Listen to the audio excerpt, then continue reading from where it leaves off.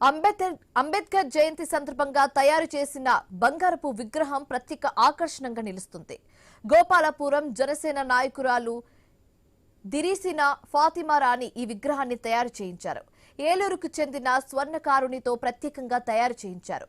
3.3 గ్రాముల బంగారంతో 2 సెంటీమీటర్లు ఎత్తులో విగ్రహాన్ని రూపొందించారు.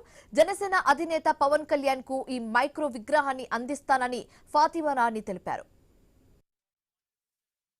అంబేద్కర్ గారు రాసిన భారత రాజ్యాంగం వల్లే ఈరోజు మనందరికీ సమాన హక్కులు లభించాయి. విజయవాడలో చూసిన 125 అడుగుల రాష్ట్రంలోని అతిపెద్ద విగ్రహం చూశాను. అతి చిన్న విగ్రహం చేస్తే ఎలా ఉంటుంది అని అనిపించింది. బంగారంతో 2 సెంటీమీటర్ల ఎత్తున్న విగ్రహాన్ని తయారు చేయించాను. దళితుల కోసం, బడుగు బలహీన వర్గాల కోసం కూడా అంబేద్కర్ గారు ఎంతో కష్టపడ్డారు.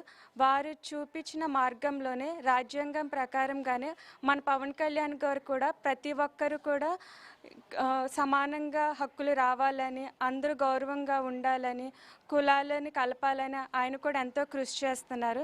ఈ 135వ జయంతి సందర్భంగా పవన్ కళ్యాణ్ గారికి ఏదో ఒక రోజు ఈ విగ్రహాన్ని, ఈ గోల్డ్ విగ్రహాన్ని ఆయన చేతికి అందచేయాలని నా సంకల్పం. అంబేద్కర్ గారు